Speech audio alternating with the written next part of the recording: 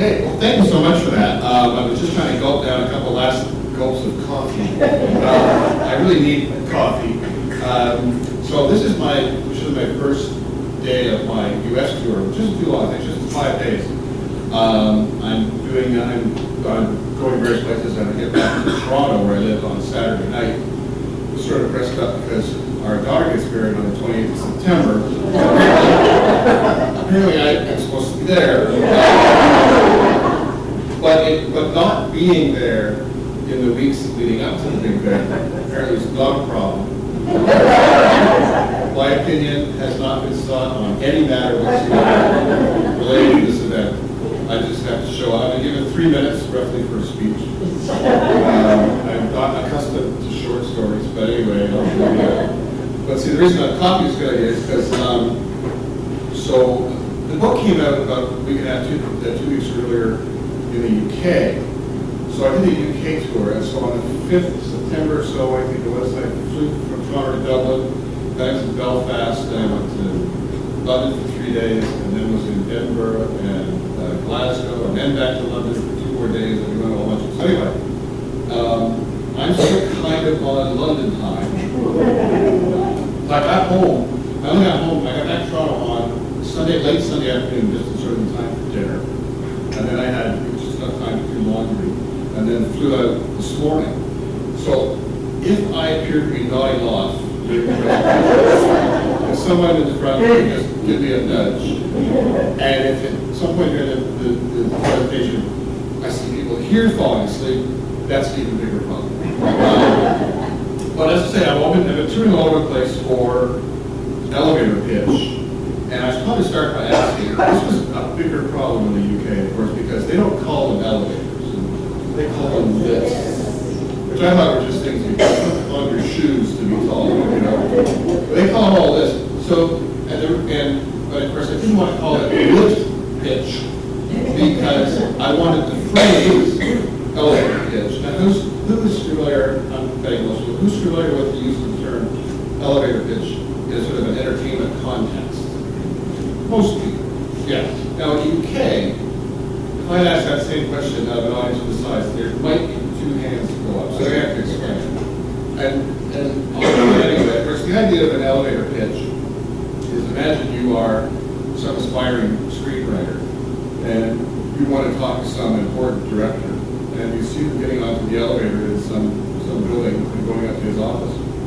So you run into the elevator, and you've got, this guy's going to get off at the 3rd floor, so you've got that long to pitch your great idea. You've got to make it tight and short and concise and grabby. Like you get on the elevator and you say something like, "Shark terrorizes beach."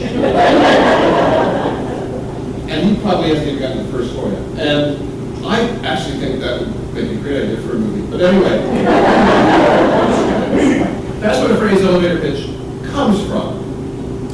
It's a little bit like, remember there was an episode of Seinfeld where Kramer decided to do a coffee table book on coffee tables. So I think this is kind of like that. This is a book about, this is the elevator pitch. The pitch for elevator pitch is that some guy is sabotaging elevators throughout Manhattan, and they are pitching right down the shaft into the basement. So it's that kind of, when I wrote the proposal for this, publishers like to write little proposal, what is it going to be next? And so it was on that page, and I put at the top of the page, elevator pitch. And so they said, oh, well, this is what is pitch. I said, no, that's the title. That is the title. And so, and that is the essence of what this book is. I mean, I would love to be able to tell you that I got the idea for this book because I was trapped in an elevator and nearly died. But that didn't happen, which is really sad. But I was listening to the Toronto News one evening, about 2 years ago, and there was an item that the city of Toronto, which has a lot of skyscrapers, and way more now than it had 10 years ago, it looks like Hong Kong now, there's about 70 condo towers that have gone up in like 80 stories tall. But anyway, they were saying that the city did not have enough elevator inspectors, which is not surprising given how things have been going. There had not been a catastrophe, but they wanted to ensure that there was not one. And I just, as is often the case for me and other writers, the idea was just there, that when I heard the news were there, what if you had got somebody who, as a way of distracting people, getting rid of them, was sabotaging elevators? And it seemed like such kind of outrageous plot idea. And I was talking to my agent, my literary agent, later in the day, and I said, gee, I have this other idea, it's kind of crazy, but, and then I told her, and she said, oh my God, I'm going to start writing that tomorrow. Because the idea for elevator pitch is its own elevator pitch, because you can tell the idea to anybody in a second, and they're there. And what I discovered, having written it, I didn't think I fully appreciated it until after I'd written the book, is that a lot of people are completely and totally freaked out by elevators. That's the oldest knowledge. Like, it's just so, everybody's so freaked out. I've met people on tour in England. There was one guy came up to me and said, my wife has never been on an elevator and won't do it. She's so like, it doesn't matter how tall the building is, she will take the stairs. And I thought, oh, she's my target audience.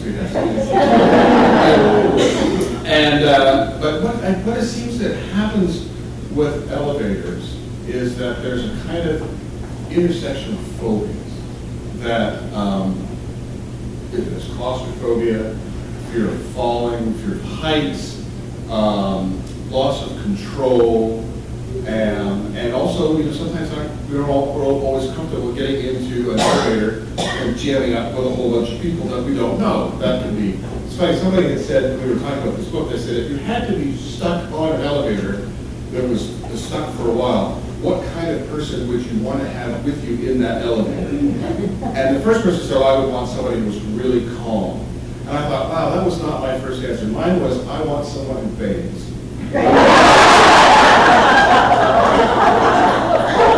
Well, when you think about it, I suppose calmness is also.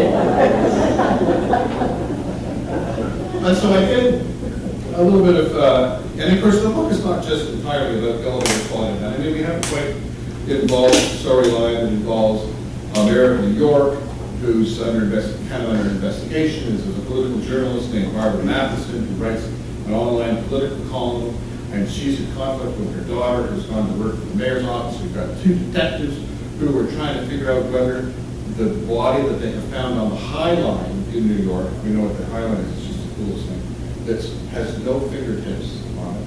And is that, well, we find out later, is that connected to what appears to be a series of elevator mishaps, the first being on a Monday. And there's a terrible elevator accident on Monday, and people just sort of chalk it up to, well, sometimes these awful things happen.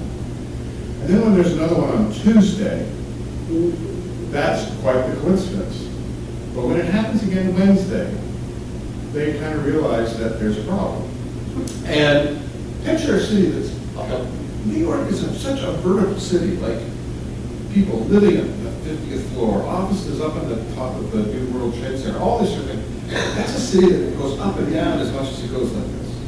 And imagine if you have to tell everybody in New York one day, as the mayor does, it might not be safe to get on any elevator in the entire city. What does that do to a city of New York? It just paralyzes it. It just grinds to a halt, which is very much part of the book.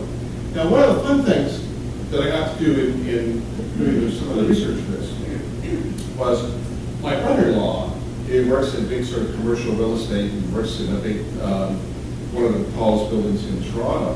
And we arranged for the guy who looks after all the elevators in that building for me to spend some time with him. So I went to see him. He's got the whole, he just goes after everything. He's looking, and I was really worried. First of all, if you go to a guy and say, well, this is the idea for this book I'm writing, and now show me everything about elevators, you kind of think, maybe he's not really going to want to talk to you. But what happened was kind of the opposite. I go see this guy and I said, well, I'm kind of doing a book about a guy who's killing people with elevators, and he goes, I know all kinds of ways to do that.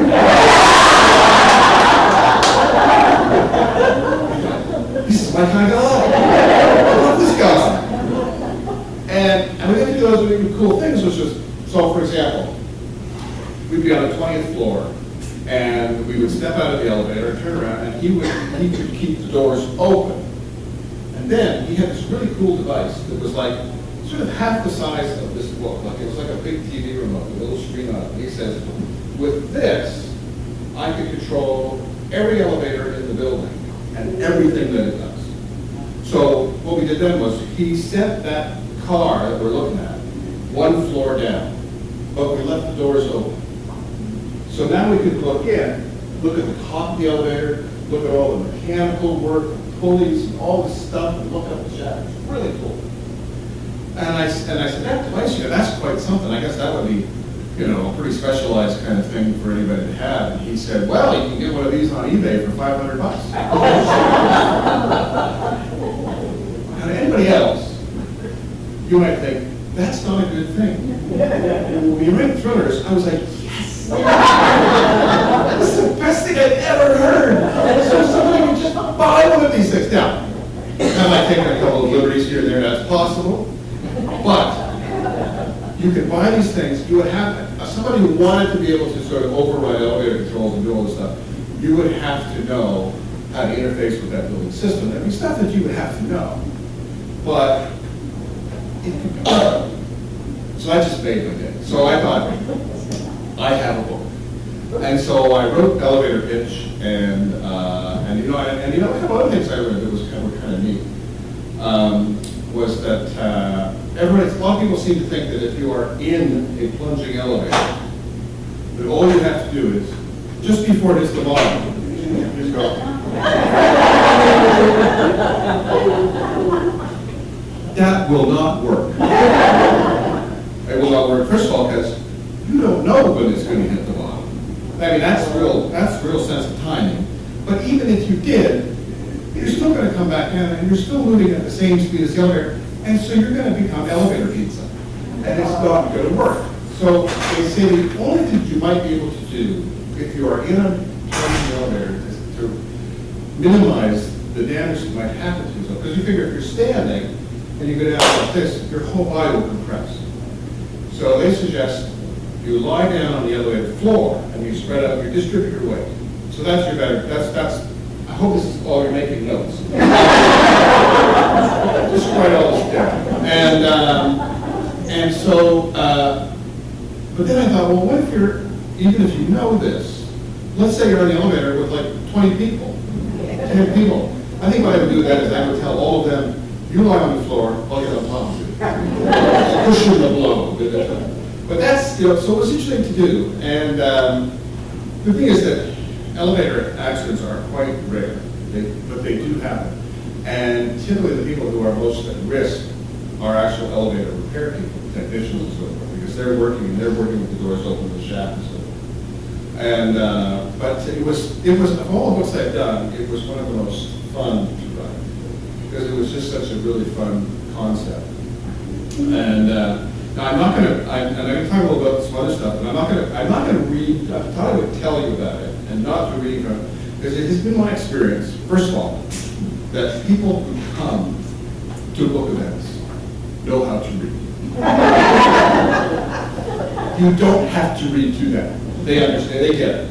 And the other thing is I find that when listening to authors read, is that it's I guess the word I'm looking for is deaf.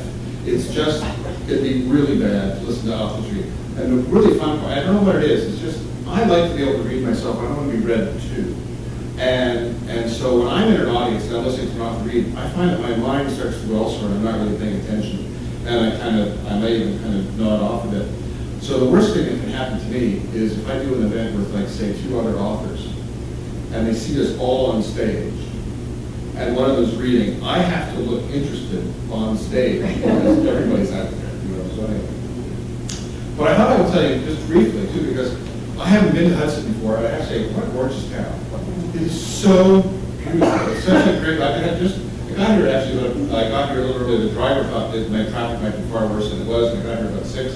So I kind of walk all around, so forth. It's just beautiful. It reminds me a little bit of a place called Streetsville, Ontario, which is where I live. And it's really charming. I love it. But I thought I would tell you a little bit in case, because I haven't been here before. Just who the heck am I? I was actually born in the U.S. I was born in Connecticut, and my parents moved to Canada just before I turned 4 years old.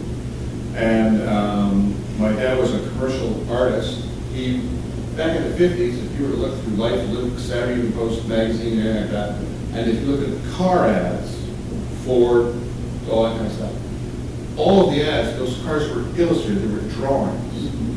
And my dad drew those cars. That was his job. So I have all these beautiful, original, wonderful airbrush drawings that he did that line one of the hallways in our house.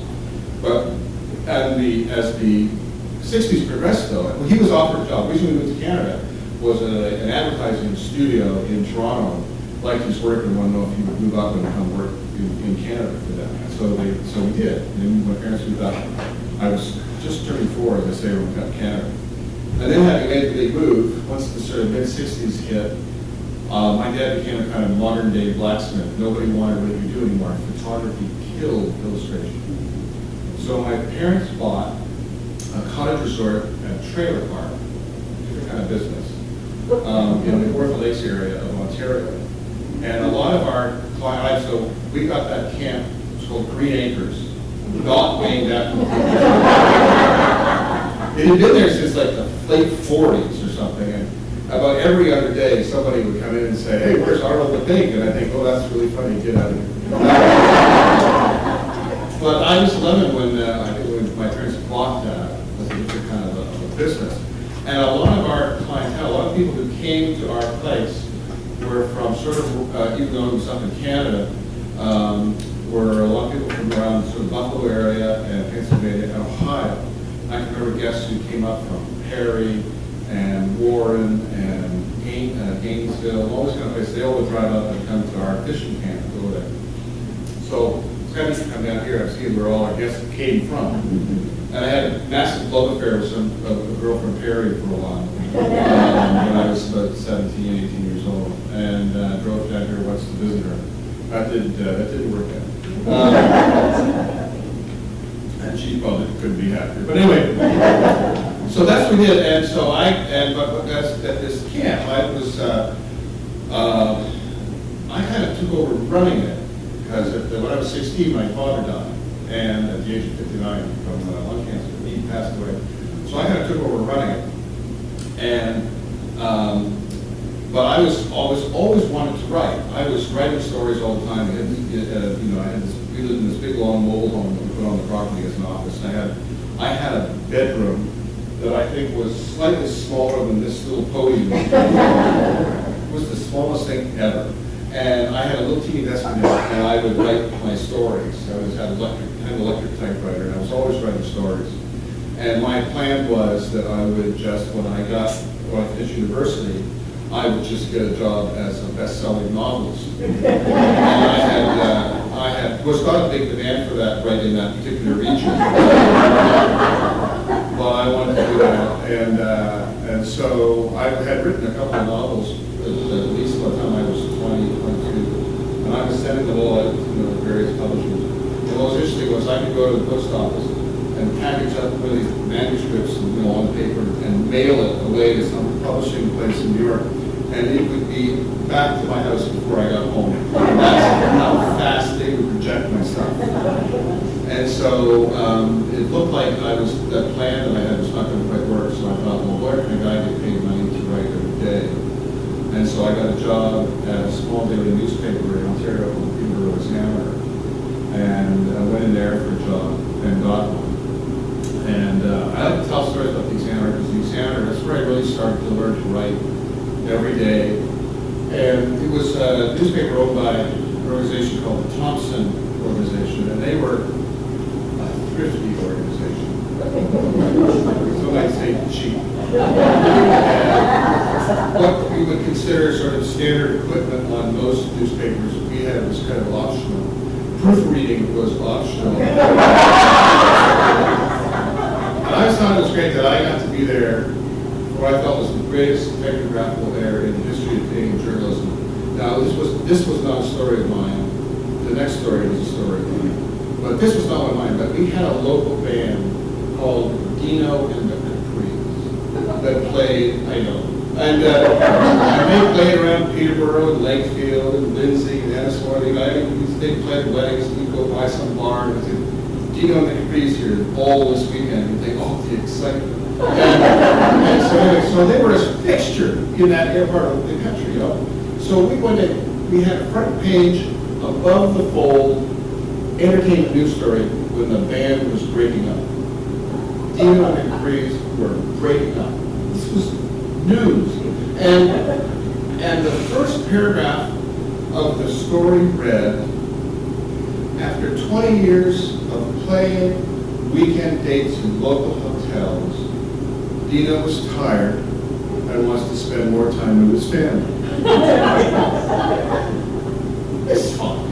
It wasn't the best lead ever. It wasn't really punchy, but it was serviceable. You know, it was okay.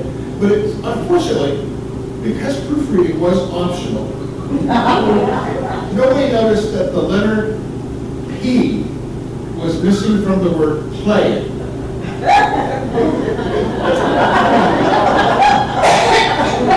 I'll give you a second. No. And so it read, after 20 years of laying weekend dates in local hotels, Dino was tired, wants to spend more time with his family. As if they wanted it around.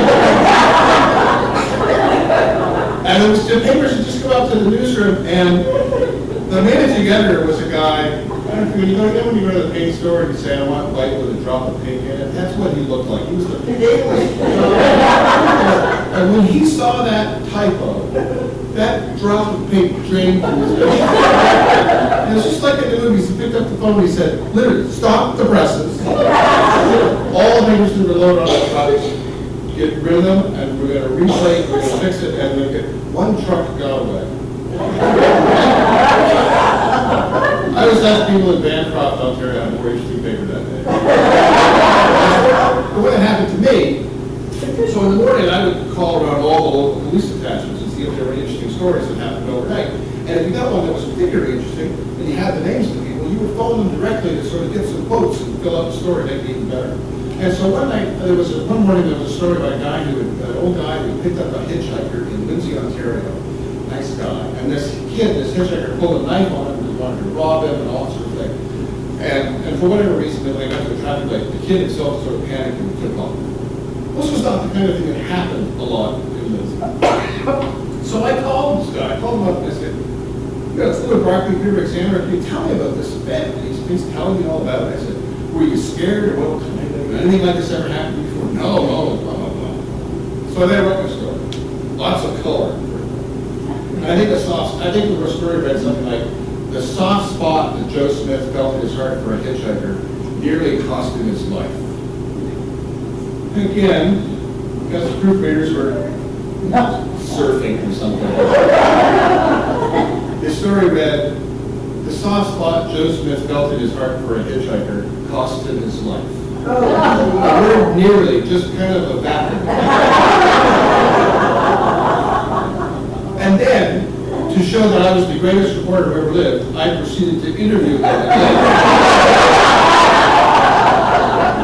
about what had happened to him.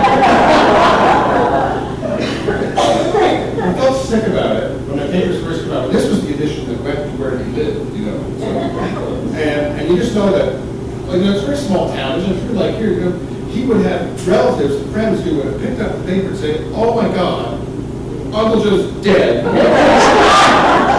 And here's what he said about it.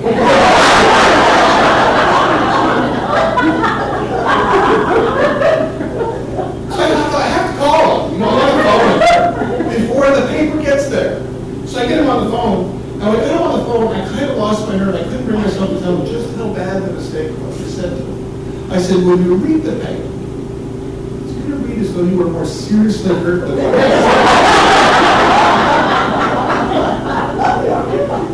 And then, of course, I eventually got a job at the Toronto Star, which is the largest circulation paper in Canada. And I went and applied for a reporting job, and they said, well, we don't need reporters. We're desperately short of good copy editors. Do you have a lot of editing experience? And I said, sure. And so I got a job, and I was good at it. I got a job at the city desk. I was editing stories. I was doing all this stuff, and I really got a reputation. I had to write quick, and we write good headlines and snaps. I was good at this.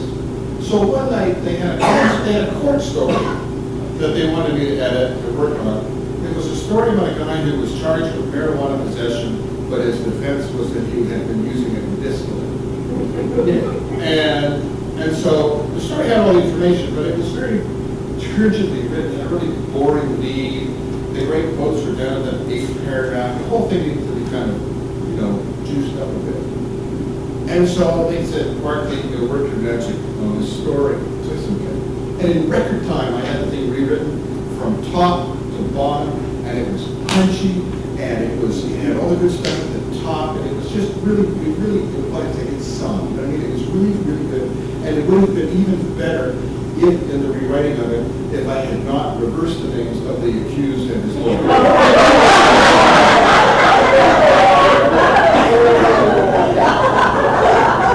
But in my defense, it read very well. So it's lucky I passed my probation. When they saw what an idiot I clearly was, the only thing they could really do was fast track me to management. So I was an editor in all sorts of capacities, but then I had a chance in 1993 to write a humor column, and 3 columns a week. And I always kind of say, allegedly, a humor column.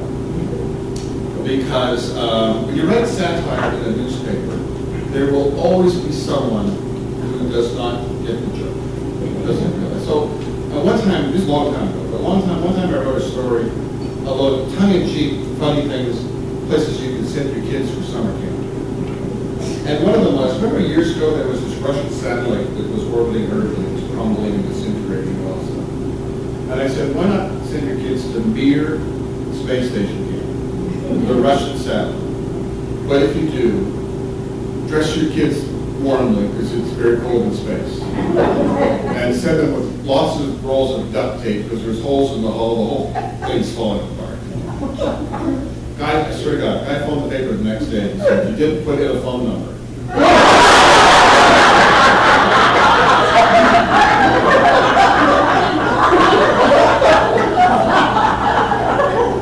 When do you want to be his kid? That's for your goal.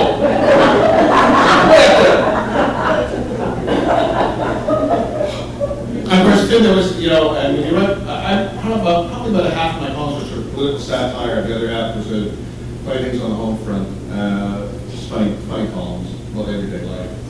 But when you write, as you could well know from today's climate, if you write the political columns, half the audience, half your readership loves it, and the other half are coming down to the newsroom and they're going to kill it. And I remember this was some years ago now, but I wrote a column that I don't even know if it was better. Some kind of political column where I was mocking some politician. And the guy sent me an email and said, how can the Toronto Star justify cutting down trees and turning them into newsprint to publish the kind of crap that you write? So I wrote him, and I said, I share your concern. I said, I am so appalled that the Toronto Star continues to publish my column that I have canceled my subscription. And the best part was he wrote back and said, well, thank you for your honesty. But anyway, I did that column for a long time, and in the meantime, I had never really given up that dream that I had as a kid, in my teens, to write crime fiction, to write crime novels. And so I wrote a book, I started working on a book in around 2002, and about it was called Bad Move.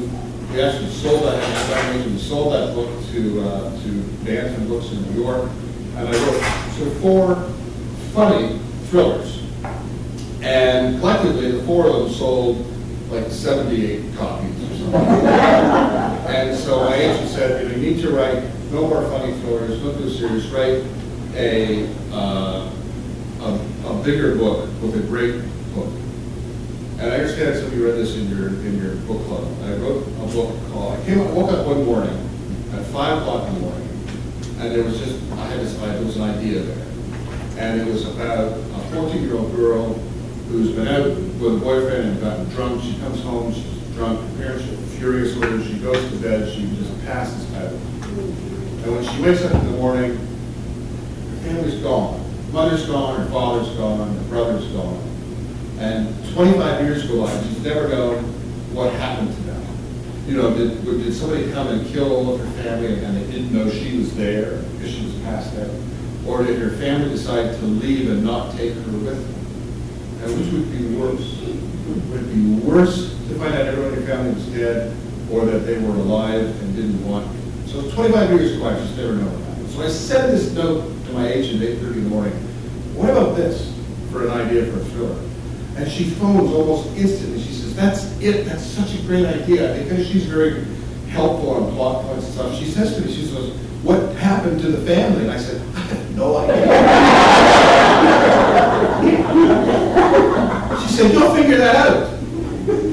And that idea that happened at 5 in the morning was what completely changed my life, because that book, we ended up selling that book everywhere. It became a global bestseller. It was in 2008 was the single best-selling novel of the entire year in the UK, and has since done several million copies in various languages and so forth. So that allowed me to give up the newspaper job, which was not actually something I necessarily wanted to do, but I had up to that point been doing my 130 poems a year and a book a year, and it was killing me. And so now I could just write books. And so that's how it really kind of changed. And since then, there's been a book every year, some years 2, but usually just 1. And so that changed everything. And it's it's really a wonderful thing, kind of a privilege, I think, to be able to make your living at something that you love doing. You know, a lot of us are in jobs that we're not crazy about, but you've got to pay the bills. And I've had jobs like that, we all have.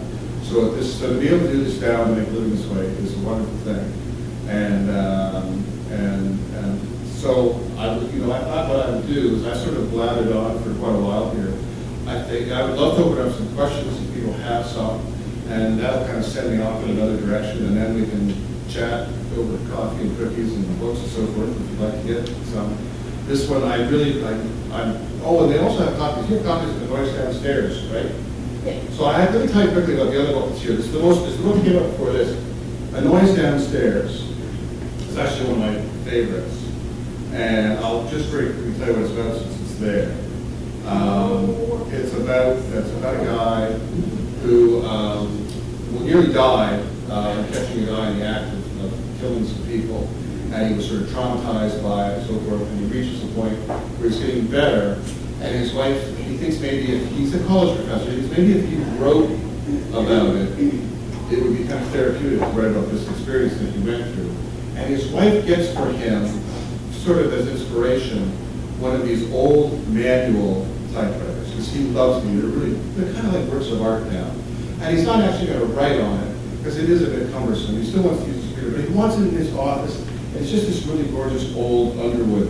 And if you've ever looked at some of these old typewriters, look at them head on, the keys are arrayed kind of like this, and the more he looks at it, it kind of looks like a smile. And it isn't very long before he has the typewriter in the house that in the middle of the night he starts hearing, you know, and, yeah, you know, and he goes down and there's nobody there.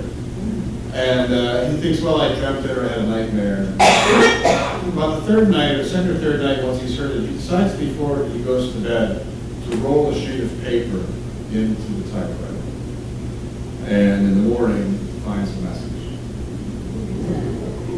So you might think it's a Stephen King book, but not necessarily. But I had a lot of fun. It's a very hard book to actually even talk about it and tell anybody about it, because there's so many twists and turns in that book and about what's really going on. But I thought I'd tell you about it. So why don't I open up the questions to see if anybody has any, because I'd love to take some. I always tell people, everybody's always afraid to ask the first question, so I always tell them that the person who asks the first question, the library will get you a Toyota. It's on their budget, it's going to get you the car.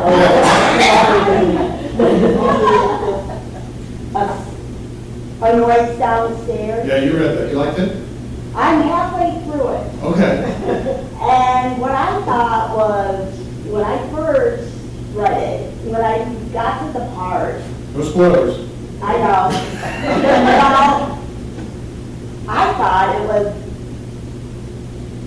the guy that attempted murdered. Spoilers. Let's put it this way. Were you wrong? Yeah. Okay, that's good. As long as you were wrong, And now I'm like, it had so many twists and turns because I'm like, I'm very good at, I'm kind of like a sleuth. Yeah. So I'm like, okay, should I read on to find out if I was right? But that book, I think that book has, I like twists, to put twists in a book. I love to have twists and surprises, and I think there's a kind of, for me anyway, when you're writing a book, it's kind of like a magician's sleight of hand. You know, I'm gonna do some things to make you look over here, but there's something going on over here. But that particular book, I think, has more twists in the last 40 pages than anything I've ever done. well, I'm on chapter 52. The thing is, you write a book and you forget about it, because and I'll get emails from people who will say, on page 72 of your novel, Too Close to Home, so-and-so says this, but I don't think that makes sense. I think, that's like I can say to you, what happened at work in 1974? I just don't know. Anyone else? Yeah.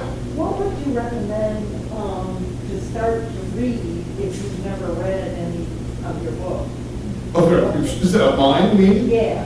What? Well, I think we can almost start anywhere. The only place I would sort of caution is, I did write something I call a Promise False trilogy. Yeah. So that comprises 3 novels, Broken Promise, Far From True, and The 23. So they kind of comprise all one long story. But as long as, so if you're going to read them, start with Broken Promise. And then everything else, you can kind of just jump in anywhere. No Time for Goodbye is the book that was, of all the books I've ever read, is the most popular. So that's also maybe a good place to go in. A Noise Downstairs is not related to anything else that I've done. It's not part of a continuing series. When we did the trilogy, Promise False, I did Promise False trilogy, that was a really ambitious project, and I knew from the outset that I wanted to write 3 novels that would connect together into one long story. And so, and I was so worried that I would get to the 3rd book and think of something that I should have set up in the 1st, that I wrote them back to back. I wrote all 3 of them in 15 months. So I was able to make tweaks in the 1st one just before it went to press. But the problem with that trilogy was that the publishers were afraid to tell people with book 1 that it was book 1, because then everybody would say, well, we'll wait for all 3 of them are out and we'll buy the other 2 until that happens. So they kind of didn't do that. So then people read book 1 and they went, it's not, you know. And so they were upset. So it was kind of an awkward situation. I won't do another one. I would never do another trilogy like that, even though I think those 3 books are really, really good. The nice news is, you probably see at the end of a lot of shows, you see E1 or Entertainment 1. Entertainment 1 has all those books in development as a series with a Canadian broadcaster. So I'm involved. I've just submitted the 2nd draft of the pilot. And I've been sort of dipping my toe into the whole screenwriting thing. We got made in Canada a movie based on my book, Never Saw It Coming. It's got Eric Robertson at New Hampshire, and that's on a streaming service that's available in Canada. And now I'm working on this thing possibly for the trilogy. A couple of years ago, this is the thing about, not that anyone's asked, this is the thing about books versus writing TV and movies. When you have a book contract, a book comes out. But when you have contracts to work in TV or movies, you'll never know. So many things die. Like 2.5 years ago, I got a call that a guy named Martin Campbell, who directed Casino Royale, the Bond movie, wanted to make a 6-part series out of my book, Trust Your Eyes, and he wanted me to write all 6 episodes. Flying to London. They took me, they'd go to London, we met with the network, and I met with Martin, and we had a private tour of the Parliament buildings, because he wanted to shoot scenes, all this stuff. And I spent the next 6 months writing 12 drafts of what would be the pilot episode. And then after all that, finally the network went, nah, we can do it. So, you know, when I was 16, all I wanted in the world was to be writing for television and do that kind of thing. And now that I have a chance to do it, I realize, well, it's not all it's cracked up to be. It's all, the actual writing of the screenplay, I love it. It's so much fun. I just love it, but it's all the other stuff. Yes, anyone else? Yeah. You thought out first. Do I plot out first, or do I just kind of wing it? A plotter or a pantser? That's right, plotter or pantser, they say. I get plotted, or do you go into your pants? I kind of fall in the middle. When I have my what if, like that girl who wakes up and her family's gone, I have the what if. Before I start writing the novel, I want to know what happened. So before I started writing No Time for Goodbye, I had to know what did happen to the family. And then when I knew that, and I kind of knew where I wanted the book to end up, I could start writing. But I can't figure out the middle of the book, what I call the big mushy middle, until I kind of get into it. And I can see the opportunities that exist there. But I want to know the foundation, so that when I write all the dialogue that all people said, I can jump into their heads, and I know, is this guy lying or not? So I want to know all of them. But all of us are different. You know, like I just did an event with a friend of mine, Ian Rankin. I don't know if you guys read Ian Rankin. So I did an event with Ian in Edinburgh last week, and Ian totally makes it. Ian just kind of starts writing, and he says he has what he calls the page 75 moment. Because he says whenever you write a book and you've had a murder, you know, the first 70 pages are finding the body and going to talk to the family and sort of do that. And you get to find page 75 and it's like, well, who did it? And then he has to stop and figure it out. But I know that, but I still don't know necessarily what the middle of the book would be. I got to start plotting it. I got to start writing something in October, and I know the ideas in my head, and I kind of know where I want to end up and all that stuff. But I haven't figured out any of it. So I'll probably take a week or two to kind of make the notes, and then I'll just figure it's easier to just start than to try to figure it out ahead of time. This journey. Like I say, everybody I know is different. Lisa Gardner just starts writing and then yes. Several of the authors that I've heard say they have it plotted out and they know where they want it to go. But suddenly the character that they're writing makes them go someplace else. Do you have that in your character? Sometimes the character takes over. Well, yes and no. I think that sometimes, I know that Elmore Leonard said that would happen sometimes. You have some character that starts walking off the novel. And I get how that can happen. And sometimes I could be writing something and think, this particular character is more interesting than I at first realized. But I don't have a situation kind of where they take over and the book just goes off in another direction. That hasn't happened to me. But I do have characters that, as you're writing, you think, this one's kind of really cool. I mean, I need to do more of it. So I've had that happen. But, yeah. Yes? This lady right here, she and I taught middle school. You're very funny. And when you tell your stories, I think of middle school, because we had some great stories too. Nothing to do with your writing. Whatever happened to the trailer camp? Oh, okay. So when so the trailer camp, so I ran that until I was 22. And I met the girl of my dreams, who was not the girl from there. She was from Thunder Bay. And I decided, first of all, I decided, I don't want to go fishing there. That's not what I want to do with my life. And so I decided I was going to leave, and it was very difficult because I think my mom expected me to stay and run her business for her, and I wasn't going to do it. And so I don't know if she ever forgave me for that. Yes. Probably until the day she died in 1989. But I thought I'd not do it. And so I thought, but as it turned out, you can actually find other people with the skills to cut grass and bury fish guts, fix broken boards on a dock. There are other people who can figure that out. And so she found a guy to do that and hired him to do all that work. So I left. And she hung on to it. She ended up remarrying a guy who was when she married him, I think it was like late 60s or so. And she sort of got him to run her camp, and that just about killed him. And then I think they sold it. I think my mom sold it about want to say about 5 or 6 years after I left, she sold the place. And that was the end of the business, so she kind of retired. And it's still there. The good people who bought it, they turned it into a real business. We had traders, he traded us here in the trees, and we had sort of, this new guy came in, and he just took every speck of the 10 acres and just traded everywhere. So he turned it into a thriving business. But anyway, it's still there. Green acres. Don't ask if Arnold the big word. You mentioned you guys taught this. So my wife was teaching, and she taught forever, and she taught mostly all through sort of kindergarten to 8, and taught some in high school. But for the bulk of her career, she taught kindergarten. And when you teach, I'm sure it's true for most of them. When you teach kindergarten, you come home with a story every day, pretty much every day. And she says, all day, this is what happens to me. Mrs. Barclay, Mrs. Barclay. I said, right here. I said, Mrs. Barclay. And I said, oh, honey, don't touch me. Yeah, my favorite story, it's not really outrageous, my favorite story she ever came home with, I don't know what it was, she said, she has, it's kindergarten, and this little boy comes to her, let's say his name is Jim, and he comes to see my wife, and she says, Susie keeps kissing me. He doesn't like this, he says, she just keeps kissing me, and I don't want her to do that, and so my wife said, well, I'll talk to her.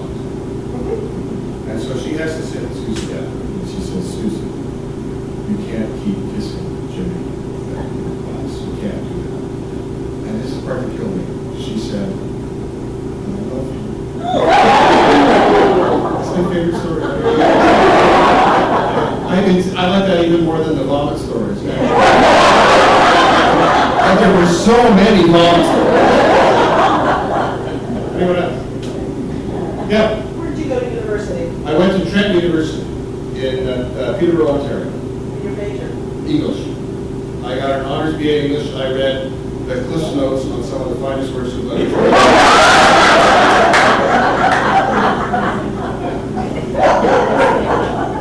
That's not another hand up. So, yeah, right here. What process do you use for your writing? Do you have like a word count you want to do it? Yeah, that's a good question. So when I get up in the morning and I go to work, which is a pretty easy commute upstairs, my goal is to get 2,000 words done. So I like to get 2,000 words done just on average. Some days it's a little less, some days I can get 3. But if you can do 2,000 words a day, in a work week you've got 10,000 words, and in 2.5 months you've got a first draft. So that's kind of how I work. And one of the favorite questions, which I'm sure somebody's waiting to ask, is, well, what about writer's block? And I always think, aren't writers just so adorable and special that we have a condition to get us out doing stuff? Do you have middle school teachers block? Yeah, I'm sure you do. You have teachers, you have plumbers block, you have accountants block. Writing is a job, and so I get more I go to work. And when you spend 30 years working in newspapers, that's how you look at it. You don't sit there, imagine being a reporter, you go to the city editor and say, oh, swoon, I just, the muse has not struck, I cannot cover this fire. So I look at it like a job, and you go to work. You go, yeah, wait, I saw it. Maybe I didn't see it. I'm happy. It's jet lag. I have jet lag delusions. I'm just so proud of myself that I'm late, because it's almost 1 o'clock in the morning for me.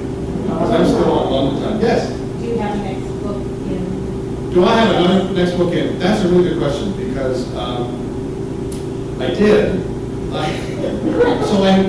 Last year, I had this kind of gap in time, and I thought, I had this other idea for a book that's kind of different than what I usually do. And so I wrote this novel. It's more like a Michael Crichton thriller, if that makes any sense. I describe it as, you know what, this was really cool.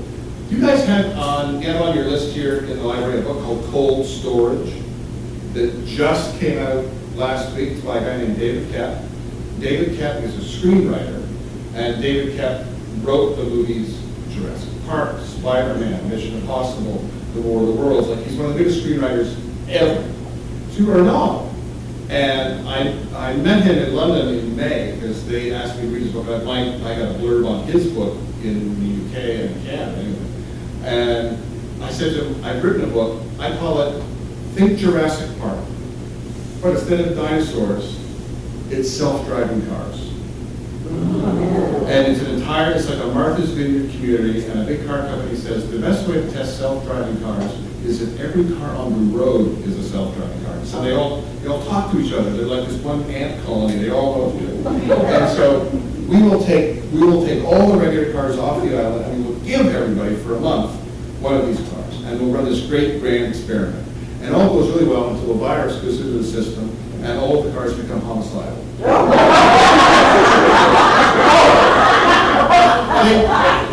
Think 1,000 Christines. So I wrote that book. It's all finished. And I submitted, everybody likes it. Oh, this is really neat. Yeah, it's kind of different than what you usually do. And we're sort of a little bit worried about that. Even I'm a little bit worried about that, because it's not the kind of book I typically do. And then, like an idiot, I happened to tell them what I planned to write next. And they said, oh my God, your car book's really good, but that idea is fantastic. We'll wait. So I thought I was set to go. I had delivered a book, because you tend to deliver, if you write a book a year, you tend to deliver a book around the same time that one comes out. And now we've got all this time. So they said, we'll wait. And so I told them I could have it to them by the end of March. I haven't written so much as the title page, and I'm not telling you what it's about. And what's interesting is that, typically I would come out at September with a book, but not just me, but a lot of authors, particularly of fiction, are really kind of nervous about coming out with a book next fall, because you may have heard this, there's an election. And it's likely to be the biggest circus you have ever seen. And it's going to suck all the options out. Imagine next October saying, I've written a new novel, can I get on your radar? No, we're not talking about your book, we're talking about the election. So it's not going to be a good time to come out with a book. So I suspect that my next book will come out in January, February of 21. So there'll be just a little bit of a longer gap. And so now I have to figure out what we're going to do with the car book, whether we'll just do it as an extra sort of sideways book, it won't be my regular annual thriller, I don't know, we got to figure these things. So the short answer is, I don't know. I really don't know. I don't know. I'll figure out something. We'll talk to you after the break. Okay. Yeah. Who are the authors that you like to read? There's so many.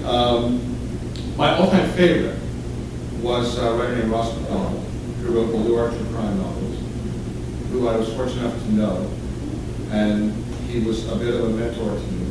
I discovered his books when I was 15 and was just obsessed with them. I loved them so much. And then and of course, he grew up in Ontario, even though he was from Santa Barbara. And I wrote him when I was in university and said, I'm going to write a thesis on Private Eye as an iconic figure in literature, and what I want to really zero in on Lou Archer, and are there some things that have been written about who I should know about, and so forth. He wrote back. Really did this awful thing. I wrote back and said, I've written a novel, can I send it? And he wrote back and he said, sure.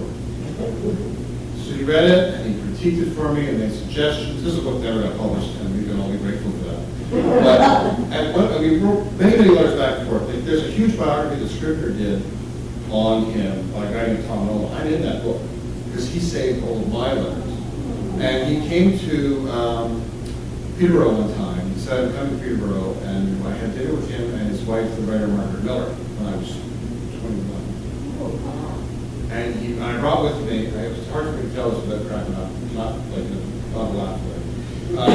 I brought a copy of one of his novels, a copy of Sleeping Beauty, and asked him to sign it for me. And he wrote in here, his real name was Kenneth Miller, but he wrote in there, and he wrote, May 1st, 1976, for Linwood, who will, I hope, someday outright me. So he's my all-time favorite. But there are so many others. There was a Canadian novelist who, before there was Margaret Atwood, there was Margaret Lawrence, who was also a friend and a mentor. And these days, there are just so many. I mean, I'm a huge Stephen King fan. James Lee Burke, a lot of writers who I really, really like. I was lucky enough over these last few years to, the Institute is the new, I saw you, Michelle, you got the Institute, new Stephen King, which came out last week, which I think is the best book he's done in such a long time. It's an absolutely fantastic book. It's a great story. He sent me an advance copy of it about 3 months ago, so I've got to read it over the summer, and it is just amazing. I think it's such a, so there are an awful lot of them, and I don't read a lot of sort of thriller writers, not many, but right this very minute, I started reading in the airport, reading A Dangerous Man by Robert Chris. I love Robert Chris. Elvis Cole and Joe Pike and also I love it. Let's do one more book, and then I will, scribble away. Do we have one more? Oh, yeah. What's it like when you get into like the grower fest What's it like being at like Thriller Fest Sundays with all the other writers? Always complaining. What do you think would happen? The thing is, you sit. This is actually pretty fun. So yeah, I've got a lot of good friends now where it's really great to get into this community and know people and see them. Say, oh, hey, how are you doing? And know all these people. You know, like whether it's the child or whatever. And you just sort of know all these people now. And that's part of school, but nobody sort of goes up to each other all the time and says, oh my God, I love your books. You know, well, I know that. But I mean, we together complain about all the things that we can't complain to you about. Because, for example, a lot of authors don't get sent on book tours. And so if you get sent on a book tour and your publisher's willing to do that, you're not going to complain about it. Because, they would like to go if you don't. But when we're all together, we can say, oh God, I was on this. And we tell each other funny stories. Authors have so many funny stories about being humiliated. Being an author affords you the opportunity to be humiliated in ways that you never knew existed. And we love telling these stories to each other. And one of my favorites is I did a couple of humor books in Canada. Never mind, but sometimes you go into a bookstore and first of all you want do they have your book, and if they have it, is it like on the shelf like this, or is it on the shelf like that, where you can get how many copies they have? And so, but the best thing of all is if there's an employee recommendation from the store, and there's a little bit of cardboard slid under your book, and there's a little employee recommendation. So I kept a humor book a few, like 20 years ago, and I go into a mall, a suburban mall, outside of Toronto, and I think, do they have the book? Do they not have the book? And I walk down around the post humor book, and it's there, and it's faced out, and there's like half a dozen copies, and there's the card under it with a store recommendation, branded recommended by Jamie. It just, doesn't get any better. So I go in front of the store, there's a kid working the cash, it's got a button, hi, my name is Jamie. I said, Jamie, I see you recommend my book, would you like me to sign copies? And he looked a little startled, but I thought, he's just not used to meeting huge celebrities. And so I leaned into the back, we were around the corner, and when he saw it, I came back and goes, oh yeah, right. He says, someone moved the card. He said, out from under the card, and he slides it under the book next to it, which happened to be Dave Barry in cyberspace. And then he said, well, you can sign them if you want, and off he went. And the best part is, I got to tell that story to Dave Barry one time. So that was, we all have these stories, and even like as recently as last summer, when a noise downstairs came out, I went to, our version in Canada, Barnes & Noble is chapters, these big, huge stores, and they've got just hundreds of thousands of books. And walk in front, right there is not just like there's a huge display of a noise downstairs. They've got like 70 copies, it's just huge. And I walk in, and this woman sees me, and I think she kind of recognized me, and I said, would you like these signed? And she's like, oh my God, yes. And he's like, what are the odds that the author would just walk into the store, and here he can sign, it's just wonderful. So we just get started, she starts pulling up the books to be signed, and then she went, oh, I'm on break.